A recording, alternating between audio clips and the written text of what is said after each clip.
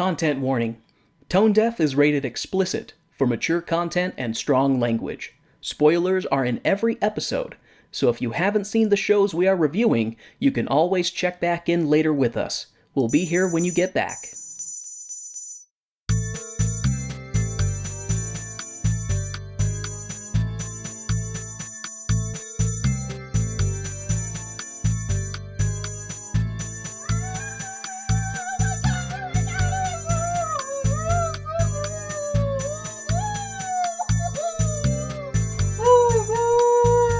Hi.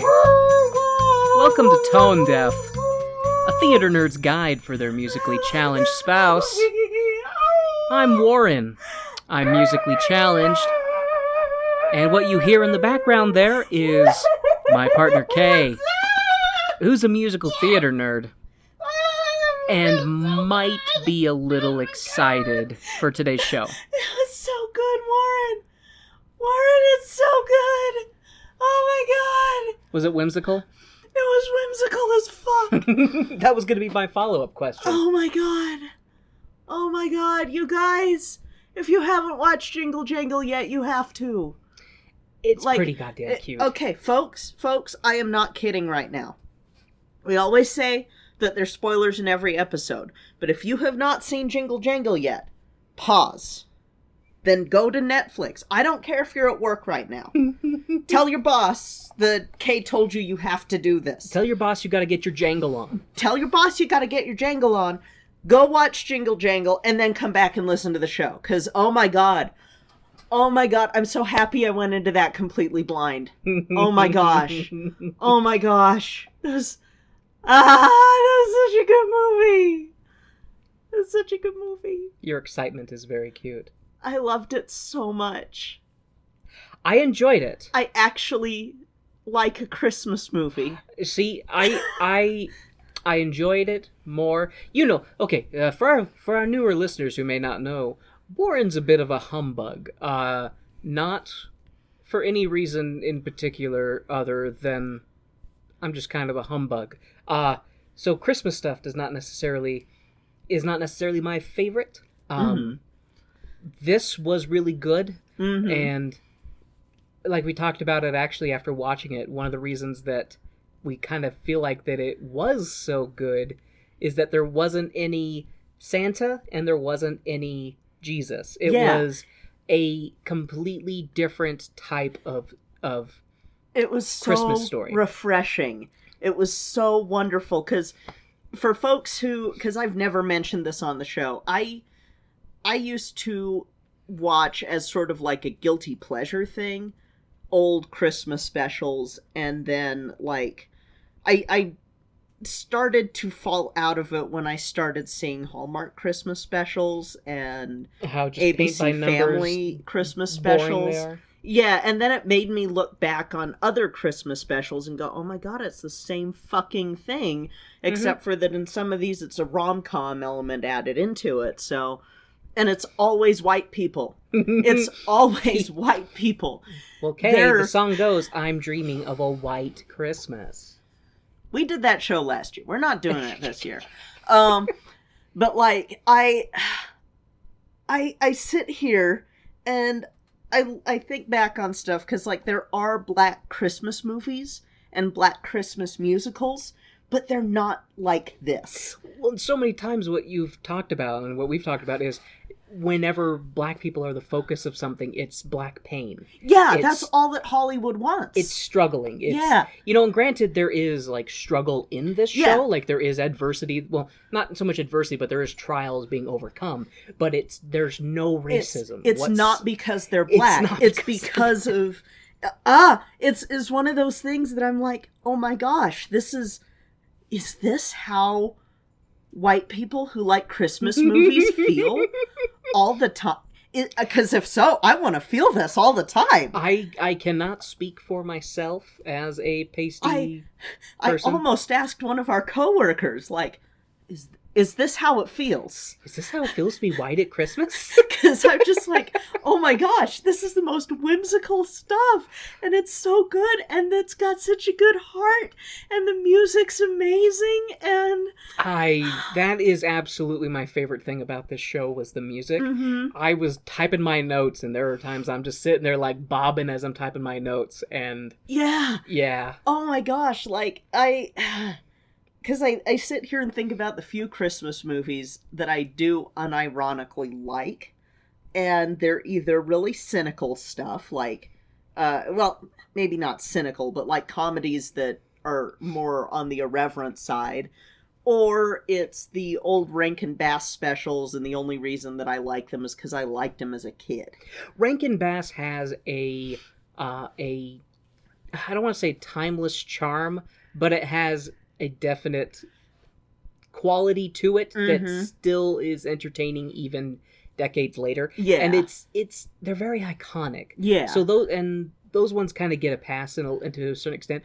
When it comes to Christmas stuff, for me, my list is pretty short. It's Christmas Story. Mm-hmm. Good choice. And then it's Scrooged. Mm-hmm. Good and choice. Muppets Christmas Carol. Good choice. And I like Christmas Carol. Christmas Vacation. Mm-hmm. Like I like Christmas Carol. That story. That's probably the only Charles Dickens story that I actually care for.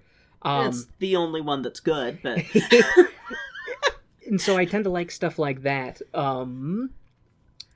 But I don't know. I tend to like stuff where it's more about. I shouldn't be that mean to Dickens. Dickens does have good stuff. No, Dickens is fine. I just, as we talked about, whenever I had required reading, that's the classics that always made me hate something because I'm like, they told me I had to read this. I didn't choose to read it. You raped my brain with knowledge. That was a little. But I think with the Christmas movies that I like the most is when it's more about human kindness and not so much like... This one?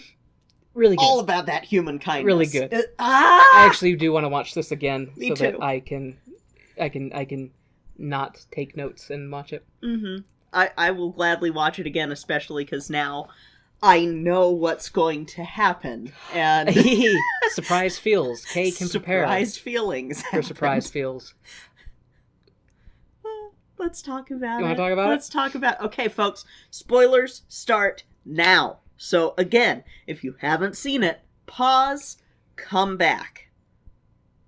Let's go.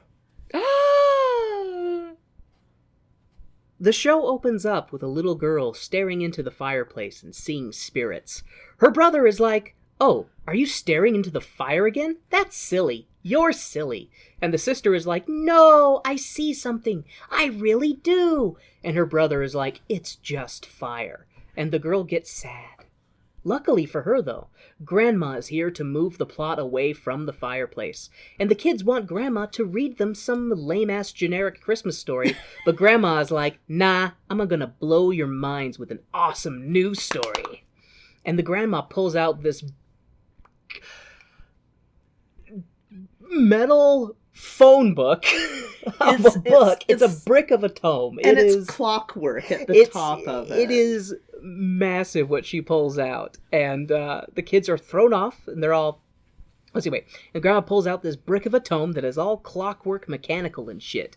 The kids are thrown off all, "You've never read that story to us before." And Grandma is like, "I've never read this book to anyone. It was in mint condition, but I've broken the seal for you kids, so you better be grateful." Grandma talks about the greatest inventor of all time, Jingle Jangle, and his amazing toy store where he makes amazing inventions and stuff. His shop, was it Janglin' Things? Yes. I wrote it as Janglin' Stuff. So, Janglin' Things is a hopping place full of cool clockwork creations, and... I love the opening credits to this. It was... There is so much energy in this show, and I just... It was nice. Yes. It was nice, and it was... I don't know. I will say, especially... I mean, things get sad later, but at least in the very beginning, it was nice seeing this really happy family in Yes. their family business, you know? That are loved by everybody. That are loved by everybody. Like, that was another thing that, like, it's definitely set in 1800s London or England, somewhere about there. You don't see diversity in, like, most period pieces. This was a diverse as fuck cast. Oh, yeah. Holy shit. Oh, yeah. And, like, it was one of those things where I'm sitting here like, that I wish that this alt universe was real. Oh my god, I wish this was a real world. Yeah. And not just a story, because it was so beautiful and it was wonderful, and I love this movie. I think this may be one of my favorite movies. Understandable. Mm-hmm. Jeronicus Jangle gets a package and sings about how this is going to be amazing. He opens up this package and shows it to all the little boys and girls. Everyone dances with excitement in Jangle's shop, singing about how he's been waiting his whole life for this day, and how he's leaving, so he's giving away all his cool shit. Jangle's assistant is like, this is short notice, and I, was planning for my career, so like, what about me? I was hoping to work up to assistant manager. Oh, you're already singing out of the store and onto the street. Okay, I'll wait here patiently and somberly. Jangle runs to his daughter and is like, I have this magical glowing pendant to give you. Put this in her, and he puts it in her hand before running away and dancing with some more of the crowd. The intro excitement song ends, and the daughter, Jessica, is rushing upstairs to get her stuff, 'cause she's excited. And Jangle's assistant is like, Hey, what about me, boss? Remember, you said you'd look at my invention, my twirly-whirly? And Jangle blows him off, 'cause excitement awaits from his mysterious package. Mm-hmm. Jangle leads his wife and daughter into his lab, where he writes some magical calculations with glowing sky sand, and proceeds to open up his mysterious package. Inside of it is another package, which inside of that is another package, which inside of that, it has mystery juice. Daddy, is that what they're calling it now? This is supposed to be a whimsical episode. I'm going to try and keep my Richard jokes to a minimum, even though I did already make a joke about Jangle opening up his package and showing it to all the little boys and girls. Daddy Jangle puts... here I say this is whimsical. Very next line. Daddy Jangle puts some of the mystery juice into a machine, and the juice gets all mystified and condensed into even more mysterious mystery juice. Jangle puts that juice into a little mechanical man, and the little mechanical man, Juan Diego, comes to life and tells them how honored they all are to meet him. He created a fucking philosopher's stone. We should talk about this. I'm a little confused about the track of events, because he gets this package delivered, and inside that package is this cylindrical package, and then we don't know where it came from, right? No, just that he ordered it. He ordered it, and he's been waiting for this, so I don't know... Where do you order soul juice? I mean, the one box he has, or the one piece of luggage he has later that has, like, stamps from where it's been, had Wakanda on it. So that's right. It did have Wakanda on it. Like... That was such a nice little Easter egg.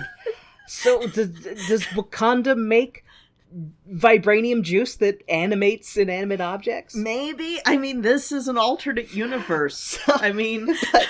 But yeah, so like he pulls out his cylinder, and then after he opens up the Russian nesting doll that is this package, he gets this little syringe, and then he takes this syringe over to like a chemistry set and squirts some of it into the thing, and then it does all the bells and whistles and steam, and then out comes a more condensed version of it, like, because it goes in one color and then it comes out like really bright green, but less of it.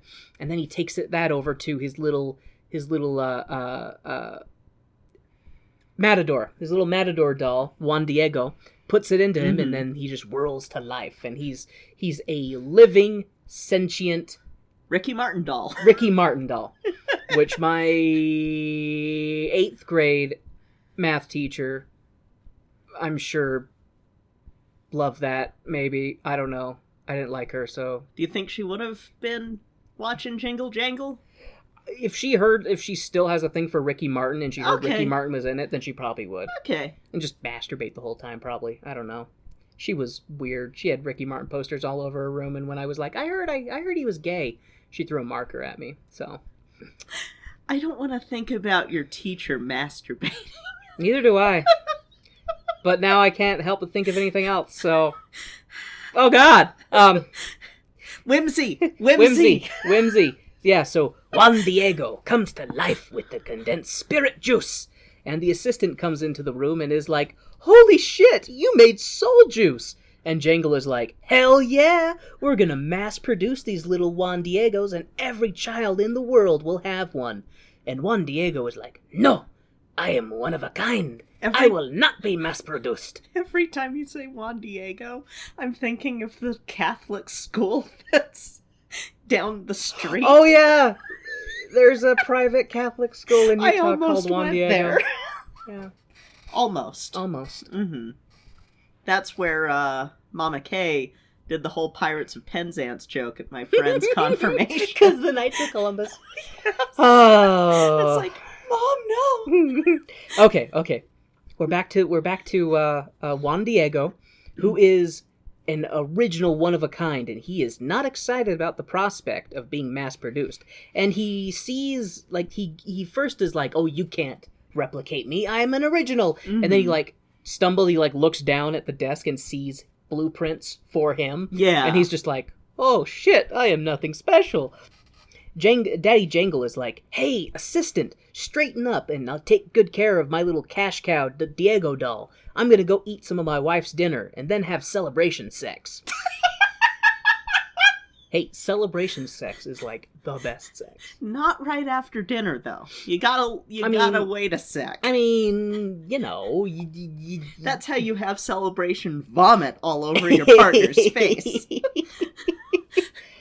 We're not speaking from experience. So no. This is nip that right in the bud. No. The assistant is a little upset as Jangle leaves the room because he's just feeling very neglected and forgotten because he's been blown off by Daddy Jangles and his excitement for the new vial of soul juice they got delivered. Meanwhile, Juan Diego... I might change. I don't know. Juan Diego...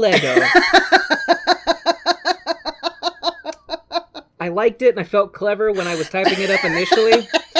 Reading it back, not so certain. Kind of on the fence about it. Jesus. But anyway, Juan Diego is still upset at the prospect of not being the only one of his kind in existence.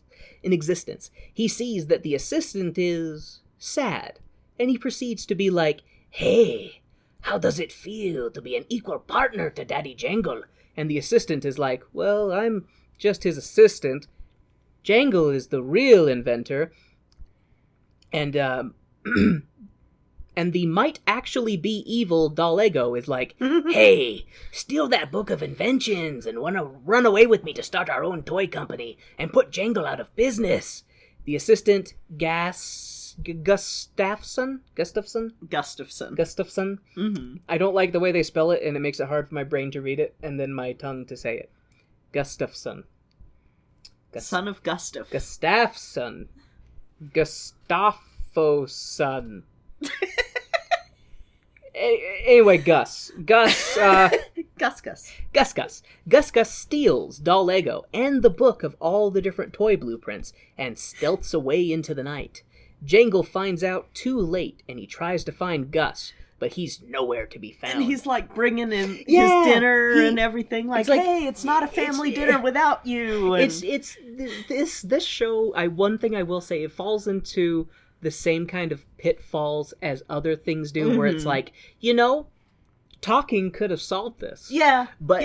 And it's one of those things of like, because Gus he's an aspiring inventor working in this toy factory too. And we see in the intro scene, he's showing off his prototype, his Twirly Whirly, which is a little ball with spinning blades on the outside. It's a proto-sky dancer. Yeah, except metal blades, that are not like... There's nothing around the metal blades. They are free spinning. If Sky Dancers had been created just 10 years earlier, they would have had spinning metal blades. Serrated metal blades. Serrated metal blades filed down to a point no thinner than a molecule so that they can really soar right through flesh and bone and sinew. Get it today. Get that with a lawn dart. I wonder how many people listening know what Sky Dancers are. Oh, man. I still have so many memories of other people having those. I actually wanted one as a kid because they looked cool. I did too. But they were all like fairies and princesses. They had guy ones. Did they? Yeah. Why am I only now learning of this? I think that they were either... Because I swear there were guy ones. Those were the ones that I was more into. There were generic kind of plastic, just straight color ones, like just all yellow, all red, all green. And they were flimsier, but I had some of those. But basically, as soon, if you really ripped the cord and, sent them flying, they would, break a wing super easily if they smacked into something. Just like Sky Dancers, just like the brand name one. Okay. And then they go straight into the fireplace. Catch fire. Never happened to me, but I saw it happen on TV once. But yes, back to Gus Gus. So we were talking about, Gus Gus is showing off his twirly whirly, and it doesn't quite fly, and he's like, trying to talk to Jangle, and Jangle's like, well, I'll help you fix your twirly whirly, but then that's when the package comes in. Yeah. And Jangle he busts an excitement nut, and he's just like, everything else is, this is it for everybody. I'm gonna mass produce these things. We're gonna be famous and all this great stuff. And Gus Gus is just being kind of pushed to the sideline. And then when Gus Gus is told to clean up the room and look after evil doll Lego, that's when Diego starts to warm inside his brain. And that's the thing, too. That doll is fucking evil, man. He immediately... Yeah. He had been born for a grand total of 3 minutes, and he's already identifying that this adult man has emotional vulnerabilities that can be exploited. Yeah, it's why you don't fucking trust talking dolls. This is coming from someone who had a Teddy Ruxpin and loved their Teddy Ruxpin. But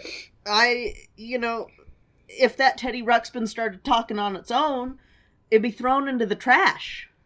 It'd be gone. It'd be set ablaze and thrown into the trash. But Kay, I thought you loved me. I was just can't take it anymore.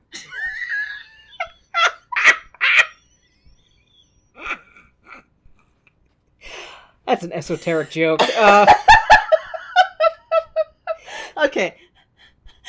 Do you want to talk about it? Peeling back the curtain. I guess it works because it's a Christmas toy. Yeah, I have an evil Christmas toy that's in storage. That's a dog, and maybe I'll post a link to it on Twitter or something, because I posted the video on my old YouTube channel. And it is supposed to sing, "I'm getting nothing for Christmas." It doesn't sing. The battery in it is, something's wrong with the doll, and so it just kind of goes, it just kind of makes noises. And the video... And it's this little dog doll. And the video is just great because you kind of have to sit with it, and it's just making noises. And then right at the very end, as clear as a bell, it goes, "I just can't take it anymore." I've had that toy since 10th grade, and it was one of my best friends in high school gave it to me as a Christmas present. And, I had it out on display, and then it went with all the other Christmas decorations, but then we didn't decorate for a couple of years, and so, you don't think about the Christmas toy dog in there alongside the Santa that...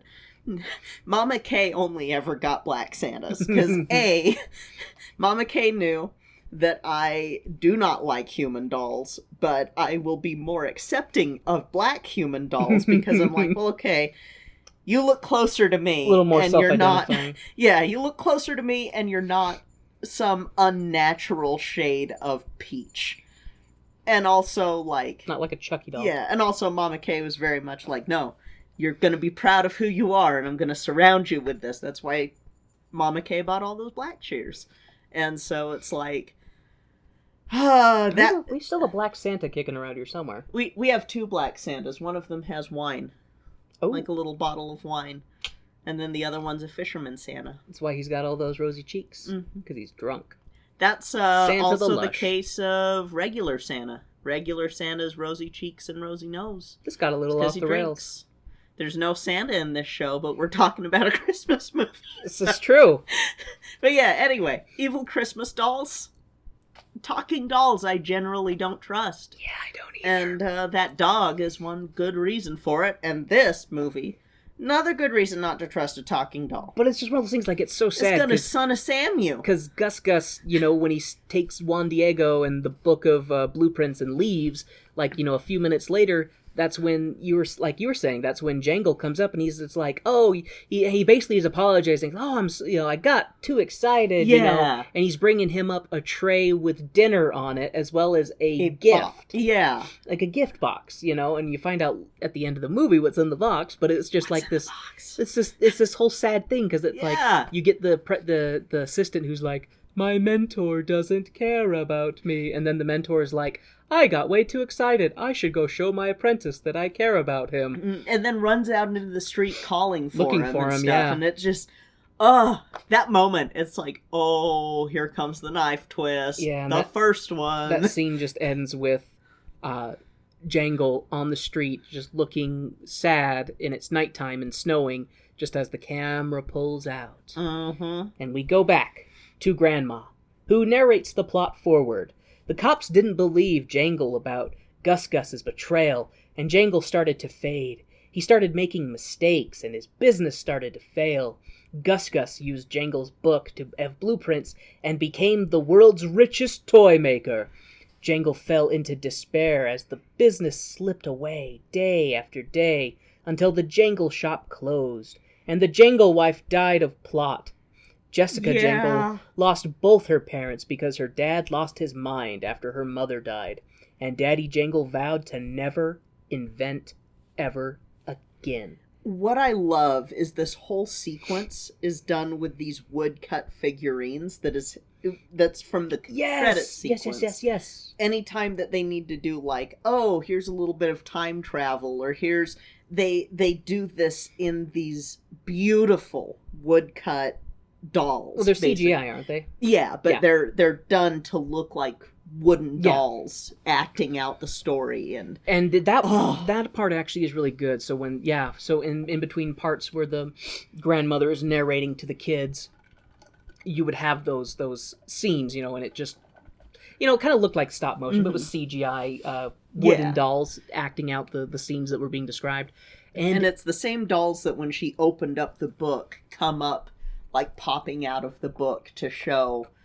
it, like when she first opens the books and you have the opening credit sequence, you have the wooden dolls acting out and creating this town, and then it slowly starts becoming live action instead of these wooden dolls. And so I'm a sucker for steampunk as well as like clockwork mechanics, like clockwork robots, stuff like that. Absolutely. When I was first seeing little snippets of advertising for this movie, I liked the style immediately, but I was also wary because I was like, is it going to be too over the top? Is it going to be too like? And I was kind of reserving judgment for it, but I feel like that they did a really good job. Absolutely. And because all the clockwork aspects, because Jangle, he's an inventor, and since they're in 18th century, they're still using lamp oil, like that. Like they do seem to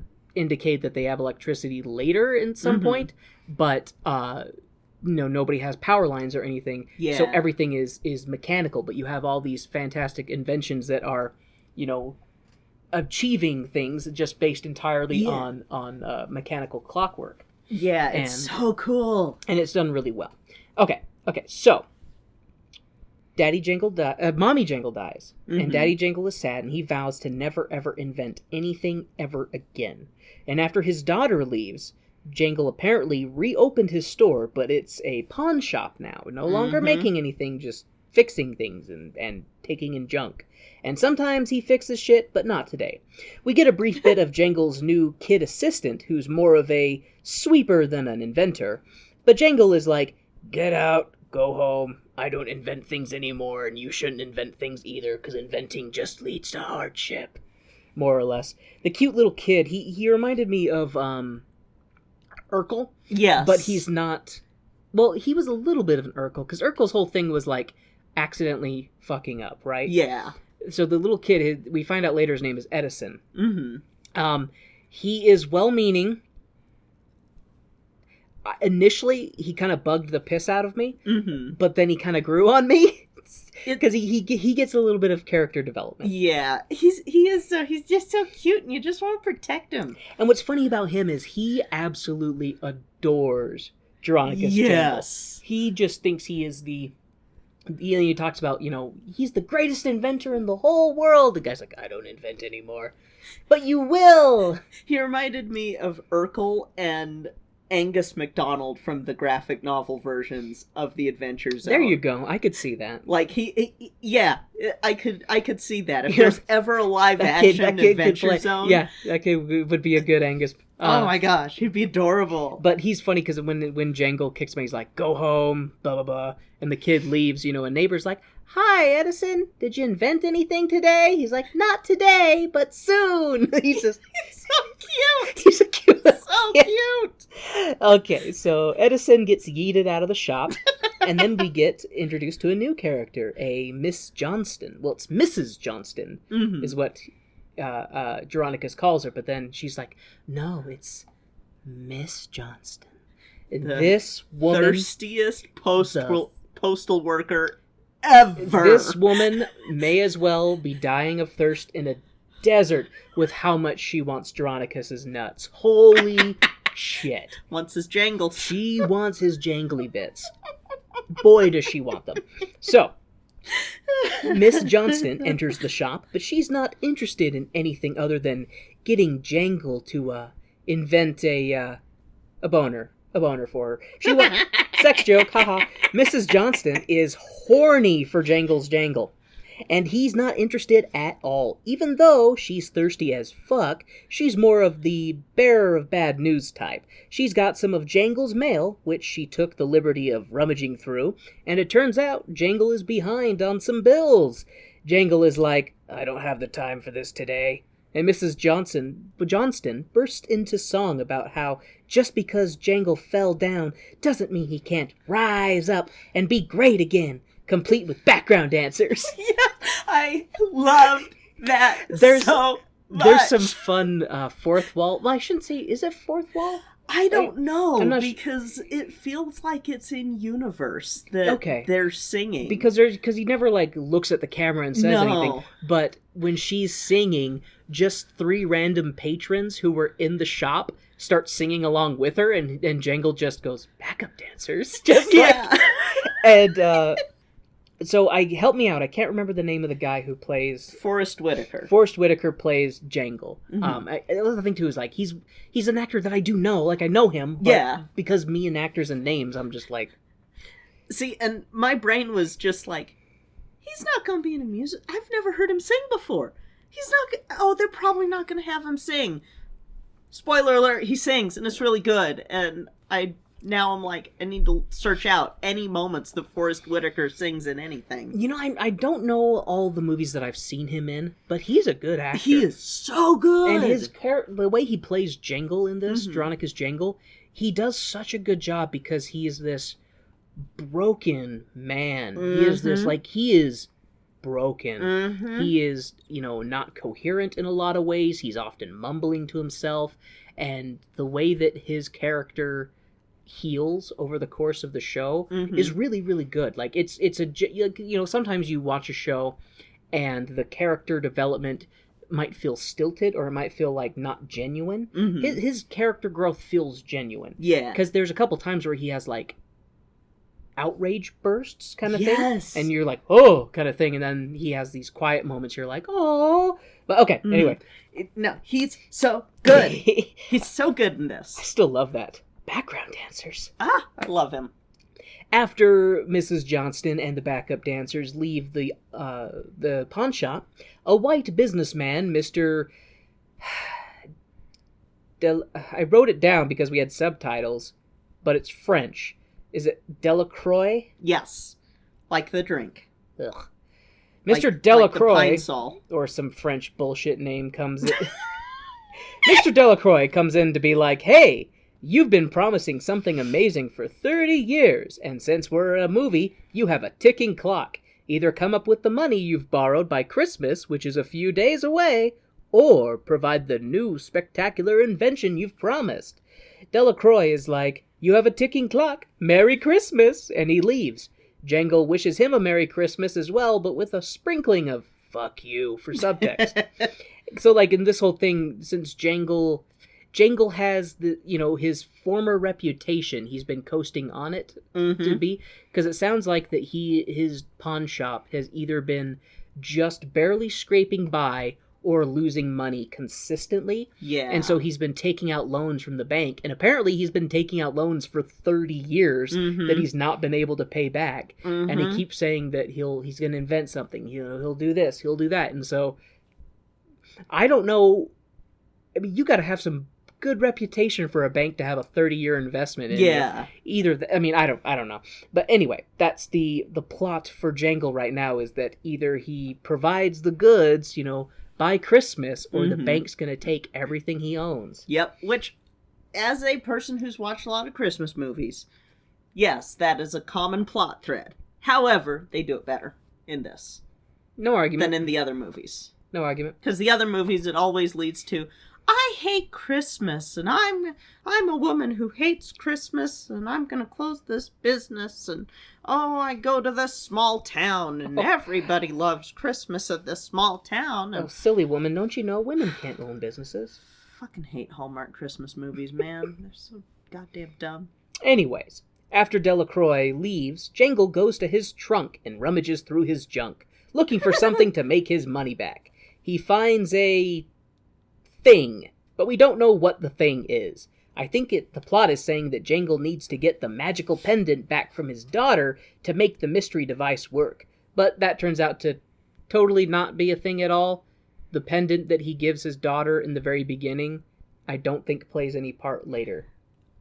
I think the only thing that it kind of helps out with is when Journey, the granddaughter, shows up later, and it's one of those things that he goes, okay, you really are my granddaughter, because he has those moments of like, no, I don't, you're not my real granddaughter. Blah. That's the thing, because I just remember when they're dancing in the streets, excited initially, he gives his daughter this pendant, and it glows, and I'm like, oh, a plot device for later. And then I don't think that's used again. I don't think so. I think it's just, a little bit of a spark of creation. Oh, no, I think it is, because it has the same glow as the mystery box that we don't yet know what it does. And so I wonder if it was like a prototype of it might have been, because of... It's powered by belief. Yes. It's the spark of creation flickering within me. I love when you sing. I'm glad. Thank you. Okay,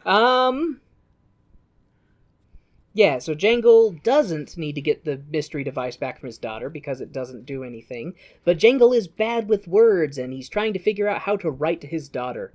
His daughter, who has her own life now, and her own daughter, in fact, who is singing. And who, oh my god, I was watching Cute little girl. I was like, if this movie had come out when I was a kid, I would have been like, I'm Journey.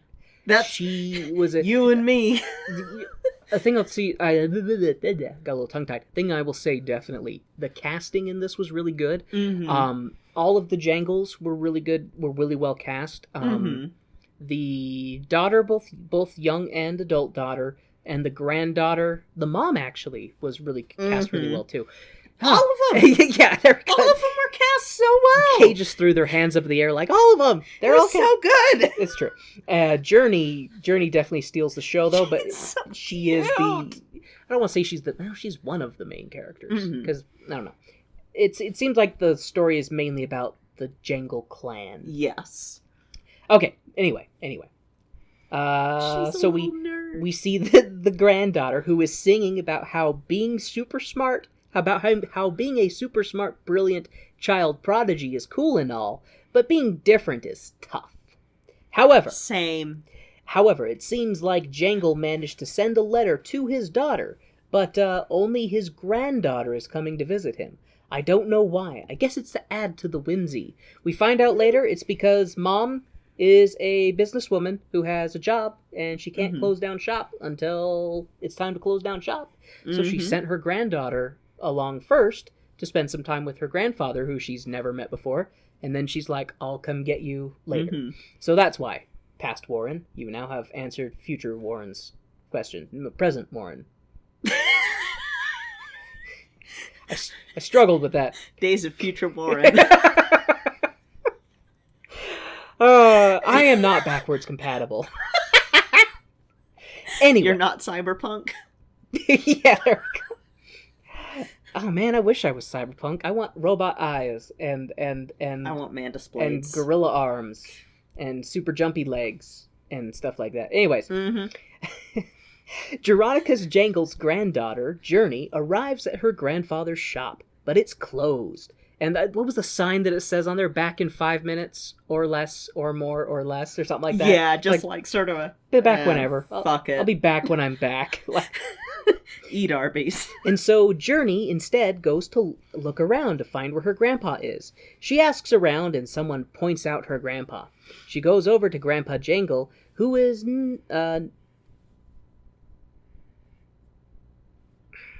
It wouldn't be an episode of Tone Deaf if Warren didn't have some fucked up notes. Okay. Journey goes to her grandfather and tries to explain to him why she's there and the rest of the plot, but Jangle is like out of it and rambling to himself and reading a book while buying little bits and pieces from shop vendors around the square.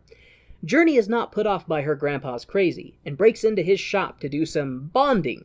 But bonding will have to wait, because Jangle busts out his big-ass contract to be like, sign here and you can be my granddaughter. Don't take anything, or break anything, or touch anything in my shop, understood? Jangle offers to split his last egg with Journey, but she's like, nah. And Jangle is like, down the hall and to the left is your room. What I love, though, is he has her sign in invisible ink. Yeah, that's right. He has her sign in invisible ink, and then he shows her under a black light, or blue light, whatever it was, that the writing appears. Yeah, and just her expression is kind of like a, who hurt you, Grandpa? What made me laugh, too, is like he pulls out this huge contract, just kind of thing, and I'm like... The fact that he's just like, sign this and you can be my granddaughter. It's like, oh, jeez, dude. But then he tells her, go down the hall and to the left, and that'll be your room. Well, and she also shows him the picture of her mom.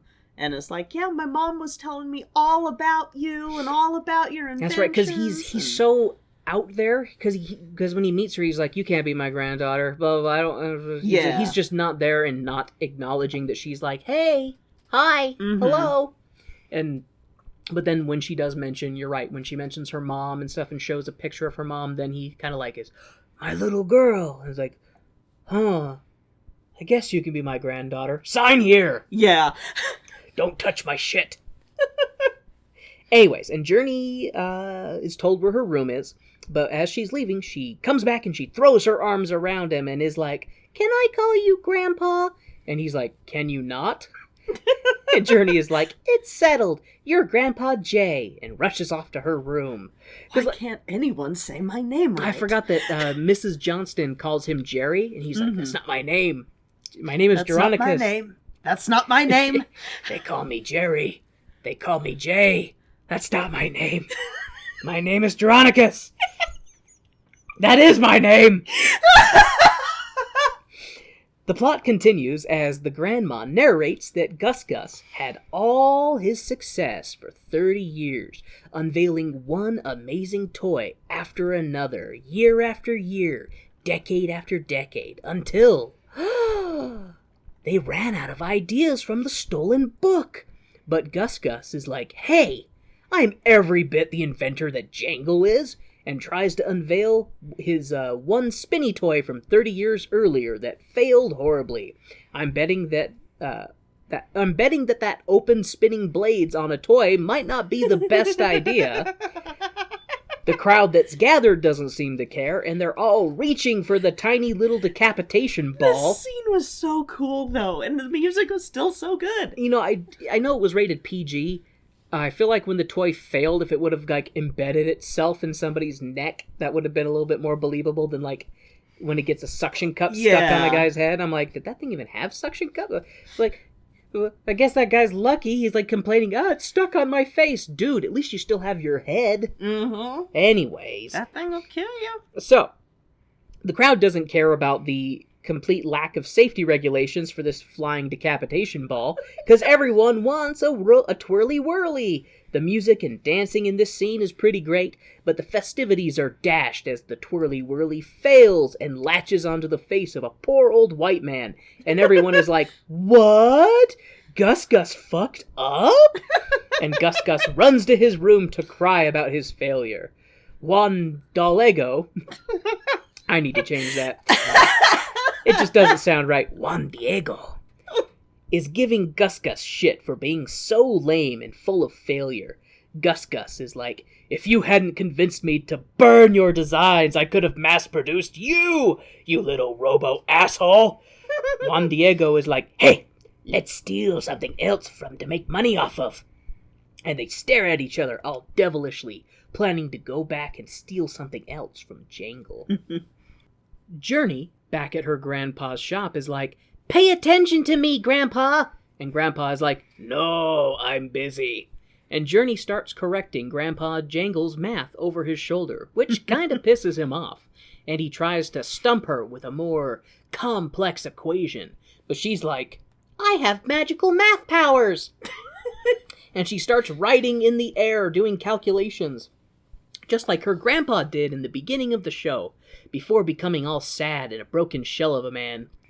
Grandpa Jay asks Journey if she can see the magic sky sand writing, and she's like, hell yeah, don't you? And he's like, no, not since I lost my mind, my wife, and my dignity.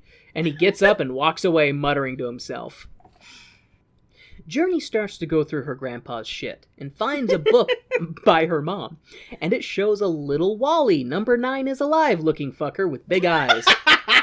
Journey gets a little sad that her grandpa blew her off, and she starts to sing a song to her mom, who isn't there, being like, yeah, Grandpa isn't who I thought he'd be, but that's okay. And then she starts to sing about how she'll help him, and how she's ready, and nothing will slow her down, because she has magical calculation powers. Journey concludes her self-empowerment song from the second level, outside of the shop, in the snow, at night, completely disregarding their sleeping neighbors. Kids those days, always in need of a good corrective smack. You know what else? You know what doesn't need a good corrective smack? Our wonderful, wonderful patrons who help produce our show. Exactly. I think that this is a perfect time to take a quick intermission. Da-da-da.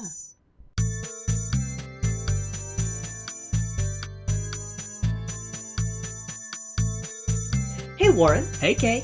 Do you know what time it is? Is it time to thank our favorite people in the whole world? Heck yeah!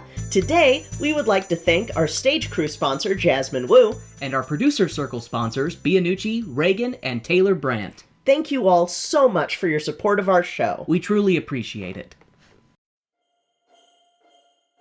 Many hundreds of years ago, in the faraway land of the North, there dwelt a special kind of magic, the magic of imagination. And nowhere did this light shine brighter than in the heart of a kindly toymaker named Nicholas Kringle. The toymaker loved children, most of all his own son, whom he named Chris.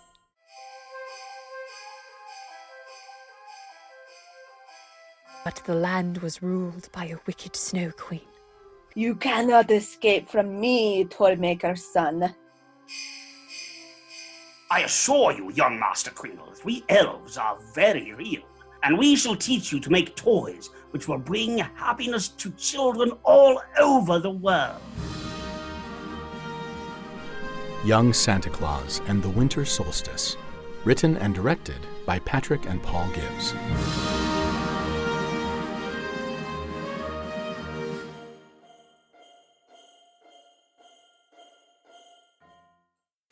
Hi, I'm Sunny Hepburn. And I'm Brandy Fleets. And we're from Book of Lies, the podcast, where we discuss liars, cheats, and thieves, Scammers and dirty, rotten scoundrels. You can tune in for new episodes every Tuesday to hear about another lowdown, dirty liar. And learn how to spot them. So that's Book of Lies Podcast. You can connect with us on social media, Twitter at Book of Lies Pod, Facebook and Instagram at Book of Lies Podcast. Bye! And now, the lights are going down and the music's starting back up, so let's head back to the second act of our show.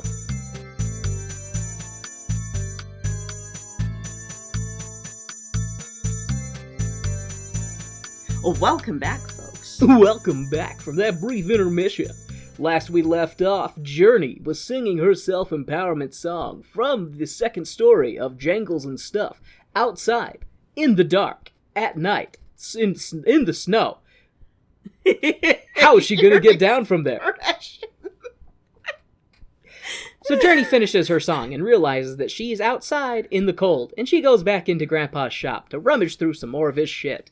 When who, I ask, should come in? But that kid that I forgot about from earlier, Jangle's new assistant, Edison. Edison is like, I'm the head inventor and Jangle's most trusted assistant. Do you want to be my assistant, granddaughter of my boss? And Journey is like, nah, I'm the one with the calculation powers. You can be my assistant. The two kids rummage around some more and find a Wally number 9 under the sheet, all deactivated and shit. Journey finds Wally 9's soul box and sticks it in the little bugger, but it has a slow startup time, and all while it's booting up, the two kids are arguing about why it's not working. Wally number 9 comes to and is all curious and shit. Wally 9 is alive. Yep. It looks like it. Like you take those three things and it looks just like that. How is this not like the hit Christmas toy of the year, though, is my question. It is a cute big-eyed robot. It is fucking adorable. I would have like 50 of them. But it's the whole fucking army of them. The Wally number 9 is trying to learn from the children by mimicking their speech, but all he does is freak them out. Journey talks to Wally number 9 and finds out his real name is Buddy 3000. We find out that the reason Buddy didn't work for Dronicus is because he didn't believe. And the mysterious mystery of Buddy's power source is belief. I'm okay with it. Belief in what exactly, Kay? Just generic belief. Just believing that Buddy can work. I'm okay with it. It's like a voice print to activate the robot. I believe you can work. So is Buddy 3000 a fairy? Buddy 3000 is... He does make people fly. He does. Oh my god. Yep. He's a tech Tinkerbell. He is a tech Tinkerbell. Techerbell. I was trying to think of a way to do that, and I was like, I don't know if I can work one in there. But then Kay found a way. It wasn't a good way, but it was a way. The belief in what, as you've listened to Kay and I banter a bit, it's kind of left up to interpretation at this point. Anyways, Buddy 3000 gets extra magical from the power of Journey's belief and starts to fly. Buddy seems to be admitting some type of anti-gravitational field, and both Edison and Journey start to fly around the room with Buddy.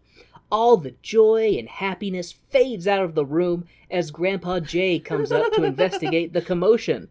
Buddy is all, oh no, grumpy old sad man is draining my belief powers. and everything collapses and the kids stop flying just in time for Grandpa Jay to not have any visual evidence that the wild story the kids are about to tell him about a flying buddy bot is true. Pretty standard for a kids movie like that, like again, I'm okay with it. I mean, it works. It's just one of those things like, you've seen that trope before where it's like the thing that would explain the unexplainable disappears right as the person that they need to explain it to comes into the room, Journey tries to beg Grandpa Jay to let her stay up there and help him fix his belief bot, but Grandpa Jay is a grumpy pants and yells at her to go to bed. With restrained tears in her eyes, Journey rushes out of the room, and Grandpa Jay is left to sing his sad song about being alone and not as amazing as he used to be. So that was one of the scenes that I was talking about where Geronicus has like explosion of emotion, because in his broken old man phase, we don't see much emotion from him. Yeah. He's very just kind of like we do see him be like scared and upset and stuff like that, but he never is loud, really. Yeah. He's more just like, but this is the first time we see him yell, and he's like, I said go to bed, kind of thing. Because when he comes up there, he's mad at her because he's like, you signed the contract. You said you wouldn't touch anything. Yeah. You voided the contract. You're no longer my granddaughter. Like, he doesn't say that. No. And he also, is that when he does the you're not a good inventor, or you're not an inventor to Edison? He does. Yeah. He does say that. I don't know if maybe I had that in my notes, but yeah, I think that is when he tells Edison that he's not an inventor. Yeah. And Edison is just like, yeah, it's understandable. It's such a powerful, like, punch to the heart moment. Yeah, poor little kid, because he idolizes this old man, and the old man's like, go away. And he's just the cutest little kid. He's so cute. He's a cute little kid. Grandpa Jay is haunted by his glory days and the smiles on his wife and daughter's faces before life got all shitty and his wife dead and his daughter left him. And Kay cries. Grandpa Jay continues to sing louder and louder, asking, why? Why? Wasn't his life supposed to be so much more? Grandpa Jay sings about how he wishes he could believe, but he can't, because he's got a bad case of the curmudgeons. It gets all sad and quiet in the shop after he's done singing, and after he leaves, Buddy seems to activate again, briefly, before his belief power source fades out again. The scene changes to sad Journey sitting outside the shop, being sad. And who, I ask, should come upon her? But Gus. He comes over to her all Jack the Ripper-like, and sits down next to her. Gus tries to be like, tell me about the super awesome magical project going on in Jangle's shop. And Journey is like, I see through your evil disguise, even though it wasn't stated explicitly in the plot. I'm sure my mom talked about what a piece of shit you are, and how you ruined our family's lives. And then she gets up to leave, going, I have items to mark down at the pawn shop, and leaves. But not before Gus grabs her arm, all evil-like. After he lets her go, Journey books it back to the inside. And so when this happens, like, because she's sitting outside, kind of in an alley. I thought it was right outside the building, but it's like across the street in a different little alley. And Gus sits down next to her. And Journey immediately sees through his bullshit. So that's the thing that made me think that it's been told around the family about Gus. Whether or not she knew he was Gus, she just sees this man in really nice clothing, and if he's the most famous toy maker, you would think that everybody would just know who he is. Yeah. So I kind of get the feeling that she was already wise up to him. But yeah, he's asking like, oh, gives it must be serious stranger danger vibes. It must be wonderful working in jingles and things. And she's like, it's a pawn shop kind of thing, like playing low key kind of thing. And I like that when she's definitely nicer than if current Kay were in a child's body, being like, it's a pawn shop, thanks to you, motherfucker. Yeah, pretty much. But she kind of gives that subtext. Oh yeah, to she it, does. but she throws some stank on it, and she it's very much great. does. Very much does. That girl's such a good And actress. her subtext is, I just love that her subtext is very much like, I see Mm-hmm. through you, you weaselly fuck. Mm-hmm. But the next day, Grandpa Jerry, runs into Mrs. Johnston. Jerry wants his packages from her, and she wants, his package. After Mrs. Johnson leaves her delivery truck, Grandpa J gets a special delivery. To the face, a snowball. And the grandpa and granddaughter begin an epic magic equation-filled snowball fight. The familial snowball fight soon lures in some other children, and then the entire street. Everyone is having fun until the Fuzz shows up and takes a frozen ball of water to his face. And this scene is interesting because we get our, like, when they show the, like, writing in just midair, like, it's, you know, it's magical, you know, it's they're formulating incredibly complex equations, and so it's just kind of a visual way of, like, seeing them do math out loud, you know, instead of writing it down on paper. And but in this scene, the snowball fighting scene, they do some, like, fucking they do some, like, wanted bullet curving, but with snowballs. It's a parabola snowball. Yeah, because they'll be, like, doing these calculations, and then they throw a snowball, and they just, like, loop around, you know, and they do these physics-breaking things. It's like someone took one of those TI-83s and fucked with the parabolas and, like, going, oh, I'm gonna just put in whatever for my sine wave. And You're talking about graphing calculators. Yeah. Okay, it took me a minute, and I was like, what? I will never forget what those are because I had to buy one for my first year of high school, and I was very upset. Those used to be like $80. Yeah, they're still really expensive. Fuck that noise. But the snowball scene is cute because it's one of the first bonding scenes you see. Yeah. Because, you know, Geronicus had just the previous night yelled at his granddaughter, who he's only known for a day. Yeah. And the tensions were kind of high and stuff like that, and then she hits him with a snowball. And at first you're like, oh, damn, kid's gonna get her ass beat. But then he's like, oh, I'm gonna get you. And then it's, you know, it's cute when all the other kids join in, and then other adults join in, and this whole street is just having a snowball fight. And when the constable takes a snowball to the face, and Geronicus just kind of holds up his arms, like, in the handcuff pose, you know? I thought he was going to get arrested, but that kind of doesn't happen. Yeah. And we just see him and Journey go back to the shop. And so I was like, that part kind of made me go, was that necessary? But I guess, I don't know, because we don't ever see the cop, like, join into the snowball fight, or just be like, I'll let you off with a warning. Since this alternate universe doesn't have racism, you'll be treated fair and according to the law. And a snowball does not warrant that. Like, a snowball, the most it warrants is another snowball being thrown. See, there you and go. then sitting down and having hot cocoa after you've had all of the snow go down your sweater. Hot cocoa, you say? With marshmallows? And whipped cream. And whipped cream? And chocolate shavings. Chocolate when shavings? When we had our hot cocoa days at the school when I was teaching, oh, I would load that stuff up, man. I would make some nice gourmet hot cocoa. Delightful. The scene changes to Jangle's shop, where Edison is messing around with stuff.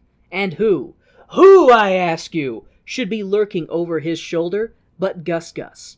Grandpa J and Journey come back into the shop, and it looks like the Fuzz didn't do anything to Jerry, which is cool, but Grandpa J tells Journey not to have any fun and to help him pack up his shop since he's going out of business. Journey ignores her grandfather and finds Edison's glasses on the floor. She sniffs around like a bloodhound and eventually finds Edison tied up in the shop and sets him free. Edison spills all the info all super quick, being like, Gus is a lying jerk who stole from your grandfather and can't make anything cool himself, and then he's broken into the store and he tied me up and he took Buddy. Journey is like, yeah, I know. Buddy 3000 was stolen. We have to get him back. And the two of them set out to sneak into Gus's factory. Love the whole, we have to get him back. Yeah, you have to get him that's back. right. Journey, she's like, we have to get him back. And Edison, yep, that's right. You have to get him back. I don't remember how she convinced him to go with her. I can't remember either, other than just, She kind of gives him the look like, no, you're coming with me. Yeah. You're coming with me or I'll tie you up and put you where people will never find you. Dronicus is looking for Journey and his assistant. He goes out into the streets and sees a poster from Gus Gus's advertising crew. A poster from Gus Gus advertising his, as in Dronicus, his new toy, the Buddy 3000. And Jerry Dronicus Jangle is like, oh shit. And he tracks down his delivery bay, Mrs. Johnston, and hitches a ride with her to Gus Gus's factory of lies. After the kids had already hitched a ride. After they've already left. Yeah, they smuggled aboard. Mm-hmm. Oh, and before they had smuggled aboard, or while they're smuggling aboard, Mrs. Johnston's talking about how, I only almost killed somebody in this new truck. Like running them over, yeah. Right? Yeah. One thing that made me laugh, though, was the timeline, how quickly it goes from Gus Gus steals Buddy 3000 to all of a sudden everybody already knows that Gus Gus has this new toy that he's going to unveil that night. Mm-hmm. And they have posters already saying, the Buddy 3000. Yeah. Kind of thing. And I'm just like, man, this evil asshole works fast. Mm-hmm. All right, so Gus Gus's big reveal of the Buddy 3000 is a complete failure, since he doesn't know that it's powered by belief. And after being humiliated by his guests, all laughing at him and walking out, Gus Gus is like, send this failed toy to the Crusher. And he stomps off like the criminal bitch that he is. The kids follow the boxed up Buddy 3000 to the Crusher and rescue him from certain destruction. The Gus Gus guards report to their boss that there are kids loose in the factory, stealing the robot. And there's a kid loose in the factory. And Gus Gus is like, let them have it. It's a failed invention. And Juan Diego is all, you fool. If it was a failed invention, why would they be trying to rescue it? And Juan Diego sounds the alarm, telling all the guards to go get the kids and to use violence in apprehending them. Mm-hmm. Kick them in the shins. This is a kid's movie. He can't say kill them. You know the way they get around that and other stuff? Think about Steven Universe. Destroy. Shatter. True. Though I think that to try and keep this as marketable for families that are looking for Christmas movies, they probably couldn't do that either. Just thinking about the average family that would be parking their kid in front of a TV going, okay, watch a Christmas movie, because they don't realize that they're about to have their kid watch the greatest Christmas movie ever made. Move over, Die Hard. Okay, sweetie, sit down here and watch this Netflix movie. I'm gonna go upstairs and jingle your father's jangles. While the kids and the guards are running through the factory, an oil lamp gets knocked onto a box full of hay and causes a fire. See, this is why we need OSHA. Workplace... This is why OSHA is important. Workplace safety people.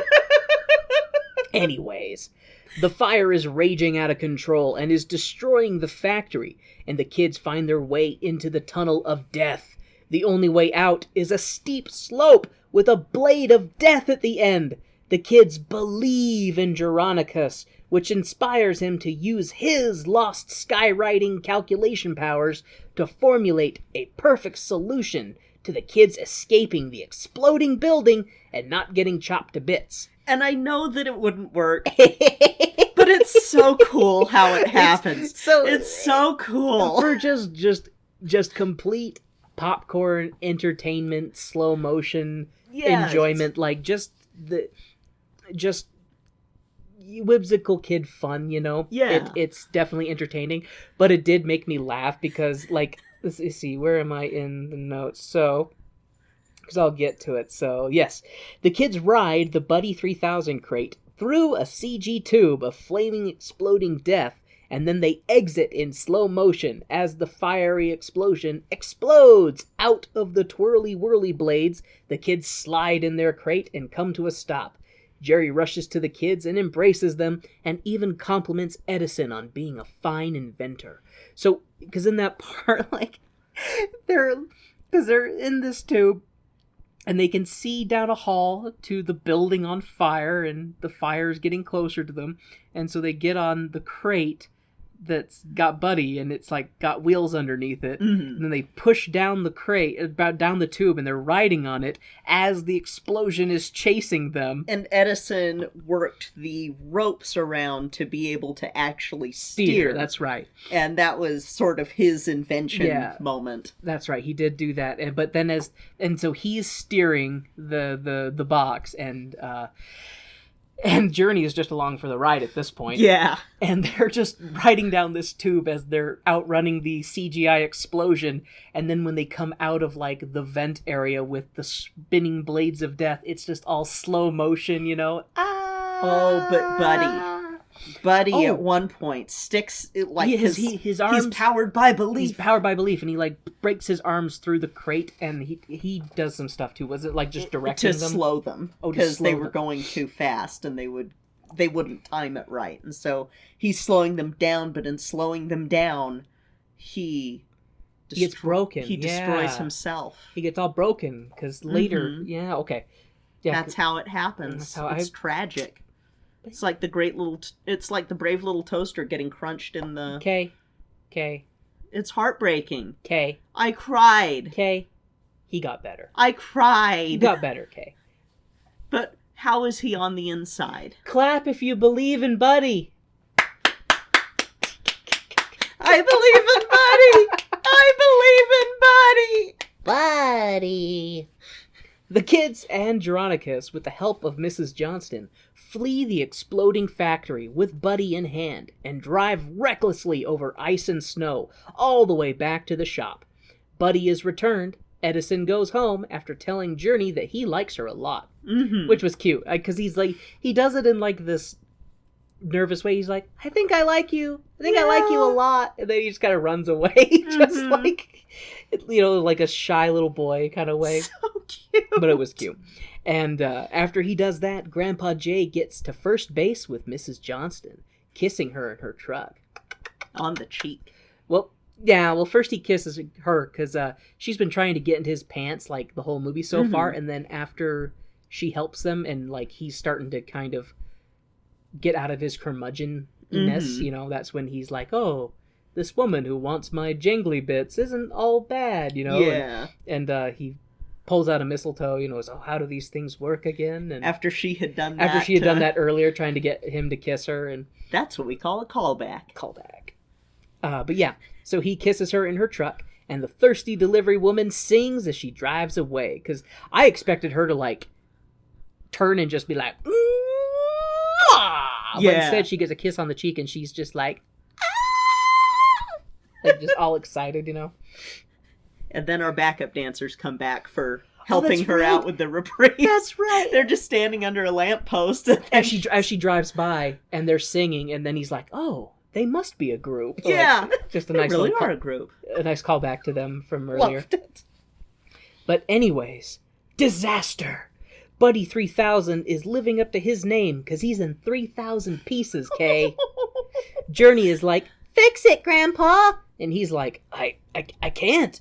I used all of my belief powers. I'm back to being lame again. And Journey tries to grandchild some inspiration and belief into her grandpa by revealing that she, Journey, the granddaughter, forged a letter to her mother from her grandfather so that she could come and visit him.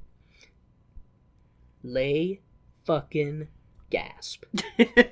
Because she grew up with all the stories of how magical his shop was and how Grandpa Jay was magical and could do things and see things that nobody else could see or do. Journey tells her grandpa that she believes in him, gives him a hug, and tells him that she loves him. Aww. And I cry again. And Kay cries again. That's okay. There are so many moments where the curse of the witch. The scene changes to Jessica Jangle, who is closing up shop for Christmas and is getting ready to go collect her daughter from her daddy Jangle. And she's singing about how they need to mend what was broken and make things better, all while Daddy Jangle is singing about fixing Buddy, and the symbolism is there, trying to fix the past, to strengthen the present, and to be building towards the future. And I didn't mention this before, but Jessica is played by Tiana. Yes. Best Disney princess. Which she has really... Man, she can... I love her. She can sing. I love her so much. She had some great singing parts, and it was funny, because you told me that she's the actress who played Tiana, and I could not hear it. She changed her voice so much for the Tiana role, I couldn't hear her as Tiana in this. She sounded like a completely different person. I fucking love her. Not like better or worse, just different. Yeah. But, yeah. I love her so much. And this scene is pretty fucking awesome. Some nice, heavy industrial beats with some awesome singing. It's one of my favorite parts, personally. So good. And it takes place at night, and you've got, like, this one guy who's working on an anvil and stuff, and so he'll be, like, punctuating the beats with these heavy metallic clangs, you know? Yes. It pops. I've got chills thinking about that scene. That's awesome. I was just about to say, I actually have goosebumps. But yeah, that scene pops so good because it's just this, I don't know, it's very emotional with, the daughter coming to collect her daughter and see her father for the first time in decades.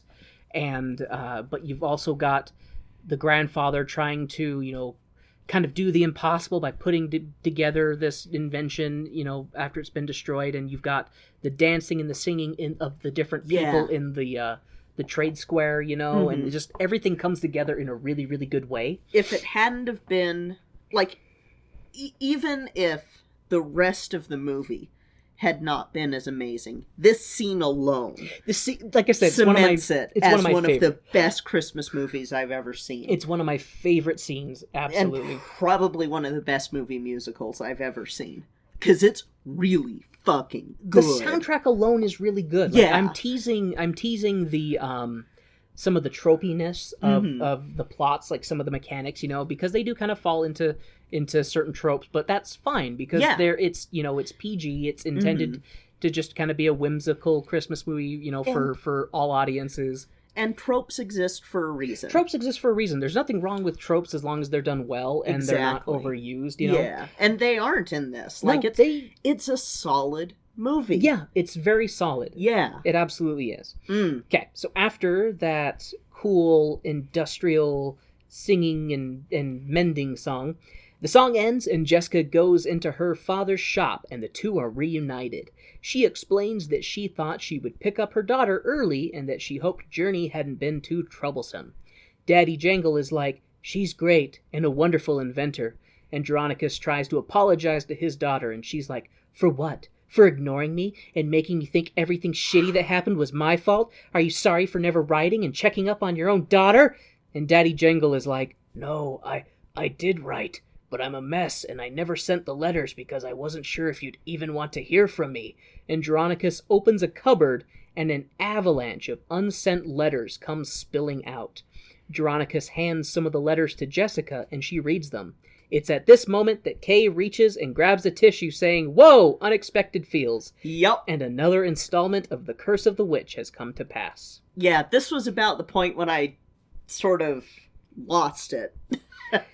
It was, yeah, and I mean, it's, even though I am a cold, heartless, unfeeling individual, like, I felt the little ding, ding, ding, ding, like, Oh, I'm feeling it right now. Little person reached into my heart and went, hey, these are strings on your heart, ding, ding, ding. Because, yeah, it's an emotionally charged scene. Oh, so good, though. It's good. It definitely is.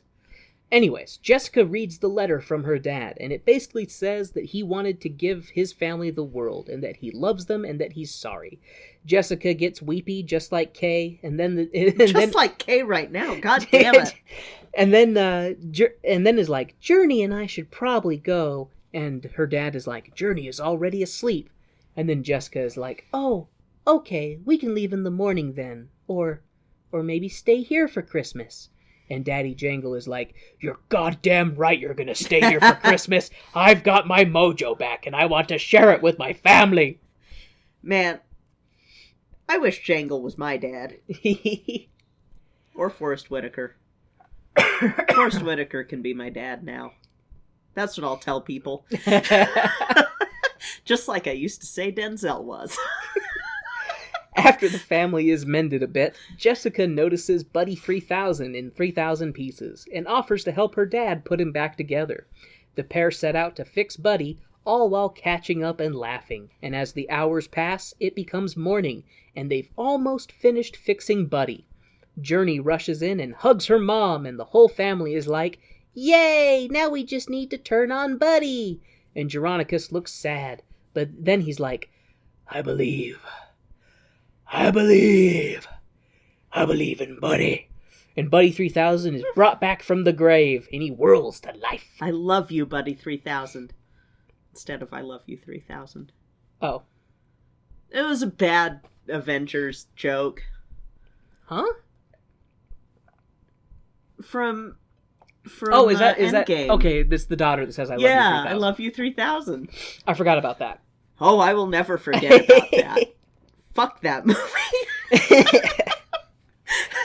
Meanwhile, after Buddy is resurrected, we hear a call from downstairs. Geronicus!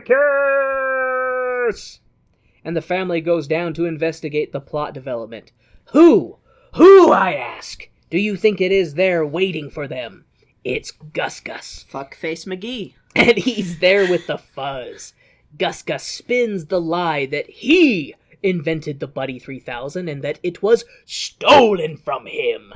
As proof, he has the plans for constructing Buddy 3000 right here in clear black and white. And blue, exclaims Journey, who snatches the Buddy plans out of Gus Gus's hands and then shines them under the black light, where we see the glowing ink that states, property of Jingle Jangle. Journey goes on to explain that when she met Gus Gus, she knew that the Weasley fuck would try to steal Buddy 3000, so she marked the plans for proof. She laid an expert trap for him. Best kid ever. She's crafty as hell. Love her. With his plan foiled, Gus Gus is arrested by the Popo and escorted out. Geronicus stops the fuzz to be like, "Hey, I have something for the thieving bastard." And Geronicus hands Gus Gus a small package that contained the gyroscopic stabilizer for his twirly-whirly. Geronicus goes on to explain that he would have shown Gus Gus everything. He would have taught him everything that he knew. If only Gus Gus would have waited, and not stabbed him in his back, and forced him to close down his shop, and cause his wife to die, and his family to break apart. Anyways, don't drop the soap, Gus Gus, and the cops haul his ass out. But yeah, that's where it's sad too. Fuck. Okay, help me out, Gus Gus's actor. Keegan-Michael Key? See, you know that I know who he is, but I could not get that information from my brain.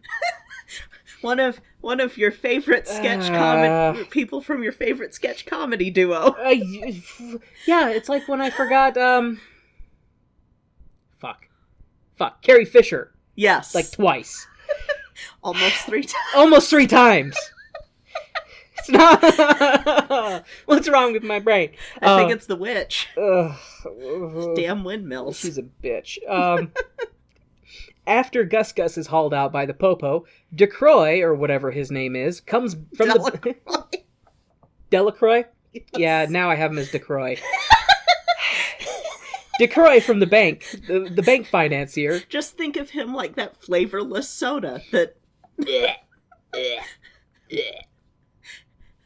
Tangent. Listeners, if you drink LaCroix, can you answer for us? Why? Is it that you like tasting Pine Sol, but you don't want your stomach pumped?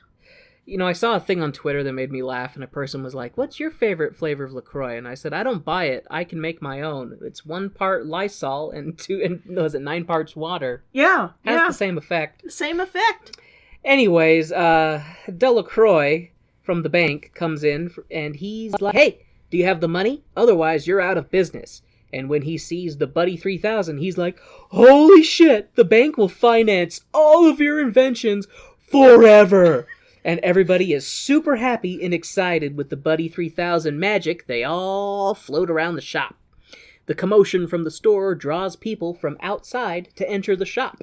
They see Geronicus and others floating in the air, and everyone loses their goddamn minds. And understandably so. If I could have a magical robot who is powered by belief and could make me float and fly, you bet your ass I would want one. I'd trample a grandma and an army of small children for one. I would be picking up children and beating other children in order to get to the front of the line to get my flying belief bot. So it'd be like the Cabbage Patch dolls back in the day. Sure.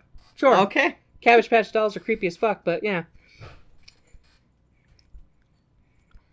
Alright, anyways, everything is resolved in the plot, and the story goes back to the present, where it's revealed that the grandma who's reading the story is...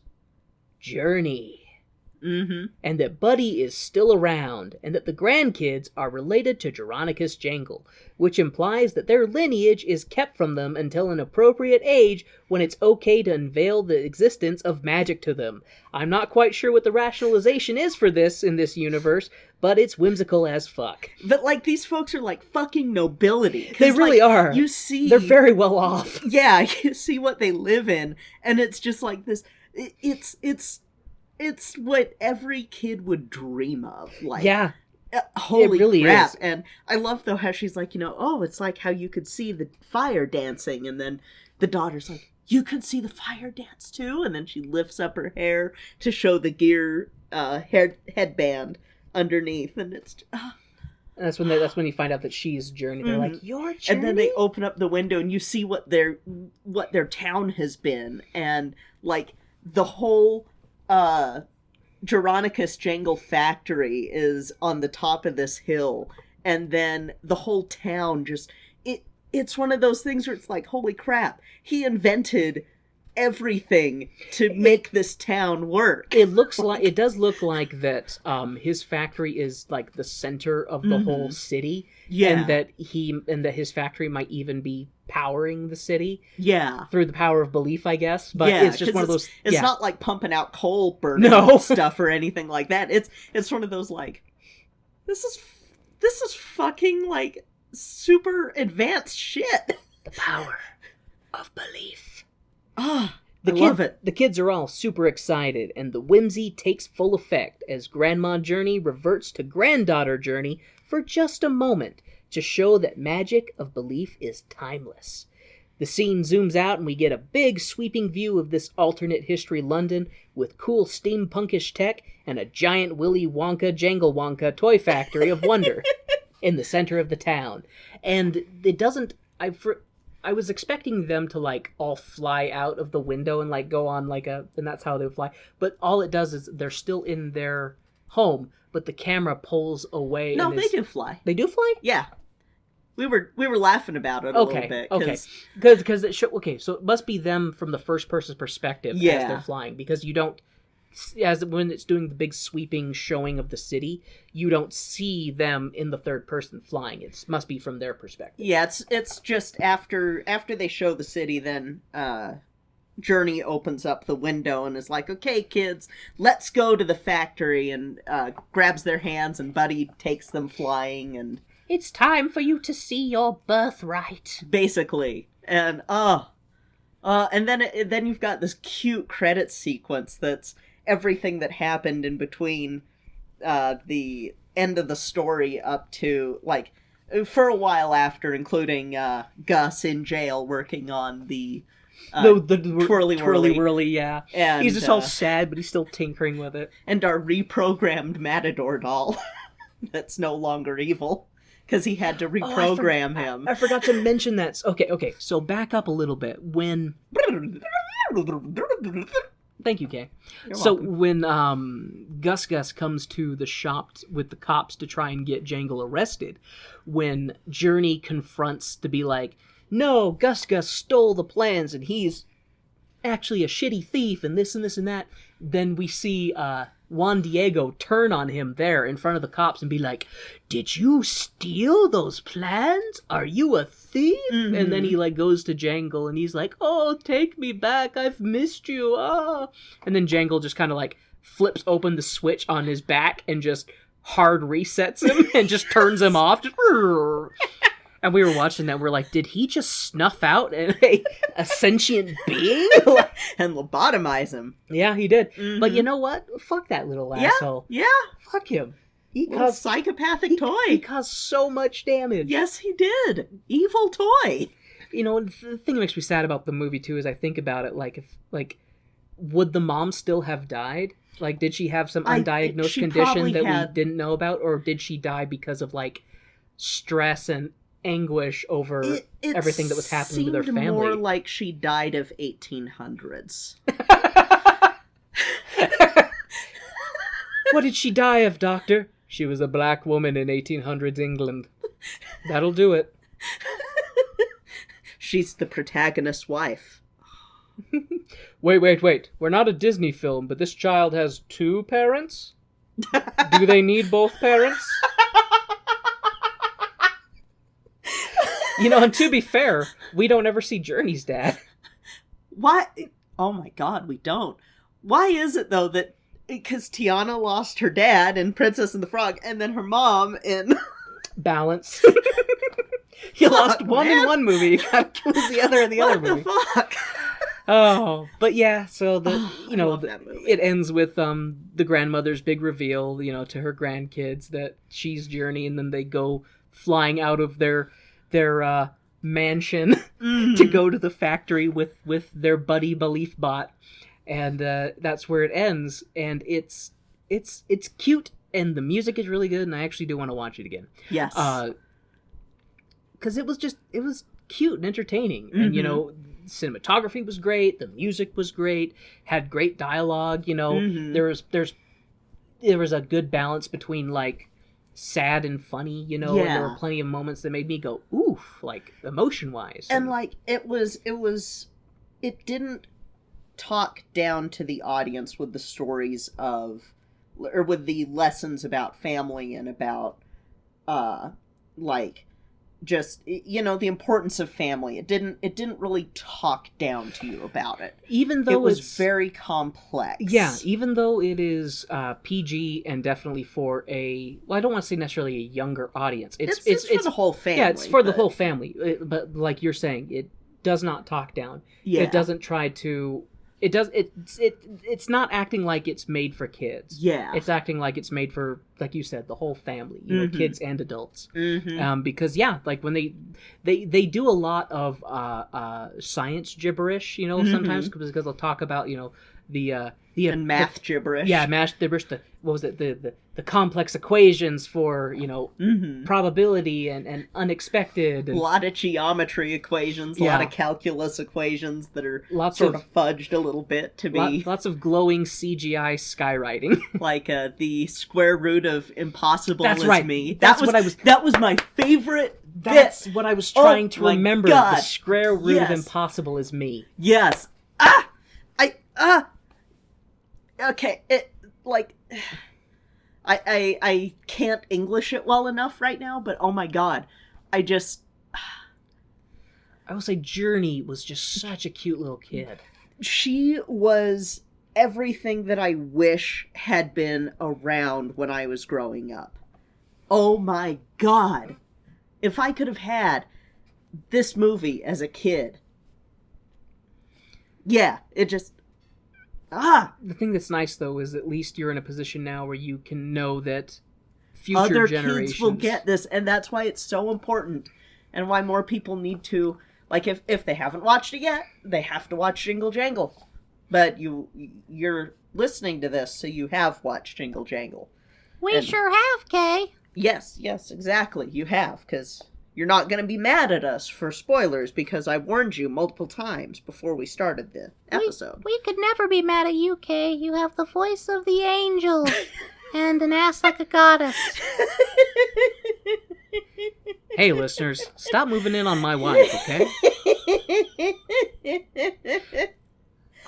Oh, God. I love this movie so much. A lot of fun. And it makes me sad that we have to stop covering this movie. So what's our next show, Kay? So we can blame Cortland from Up All Night for this one. God damn it, Cortland, I blame you! Because he brought this to my attention. And while this is going to delay the next Land Before Time movie by an episode... Never mind, Cortland, I love you. Hold that boner. Hold that boner. We're going from one really amazing, spectacular, fantastic, beautiful Christmas movie to one that I forgot existed. That's never a good sign. We're going to be watching Pokey Little Puppy's First Christmas. I don't want to poke a puppy. That sounds... Is it a bestiality Christmas movie? Pokey is in slow. Oh. As in, like, he just sort of meanders and walks slowly. I didn't realize that pokey meant slow. Like slow poke. Yeah, but I've never heard someone say slow pokey. And you do, like, think about you do the hokey pokey. You do that quickly. You don't do the hokey pokey slow. Did you ever read Pokey Little Puppy? No. You never read Pokey Little Puppy? Not that my brain recalls. Oh, we're going to have fun with this one. I think Kay's eyes just lit up because they know they get to torture me. Because I'm going to be tortured with this one too. So, next week, Pokey Little Puppy's First Christmas. I don't want to poke a puppy. I want to pet a puppy. There's a puppy right there that you can pet. Well, I'm going to pet that puppy. Yeah, just sleepy puppy. So thank you so much for listening and for indulging in the excited screaming for this one. This was a slightly non-traditional episode. And that's okay. That's okay. Because it's our show and we'll do what we want, goddammit. Exactly. So that's why we've been doing all these movie musicals. So thank you all so much for joining us this week for Jingle Jangle. If you'd like to reach out to Kay and I, please do so at our home base, which is tonedeafmusical.com. There you can find links to our social medias, our Instagrams, our Facebooks, our Twitters and Facebooks. Wait, I said some of those repeatedly, but that's okay. Just go to them twice. I don't know. And... You can also find a link to the Cast Junkie Discord server where we have our own Not Safe for Work channel. There you can pop in, say hi, talk about musical theater, or just shoot the shit. And if you want to go above and beyond and help support our show, we've got a couple of different ways. You can buy some cool merchandise like pins and hoodies and tapestries and, well, I guess they're more like giant flags of the trippy Jello cat, and stickers and stuff on our TeePublic, which is linked on our website. Or you can go above and beyond that and join our Patreon. And there you can get a cool shout out in the intermission of our show, as well as bonus material, including an upcoming episode about the rare opera by Joseph Bologna, The Anonymous Lover, which was available through LA Opera. And it is amazing. That was fun. That was very fun. And so you can hear us talk all about it this week on our Patreon episode. We're going to be trying to get more of those bonus episodes out sooner. This year's been crazy. It's been 2020. I'm Kay, this is 2020. I'm Warren, this is 2020. Anyway, thank you all again so much for listening. I think that'll do it for this week. I'm Kay. I'm Warren. And this has been Tone Deaf. Are you a pokey puppy? Are you a pokey puppy? This'll be pokey puppy's third Christmas? Because she got Christmas Fox 2 years ago. And that was her first Christmas Fox. You still have Christmas Fox? Yeah, you still have Christmas Fox. And Christmas Reindeer. This will be Reindeer Moses' dead.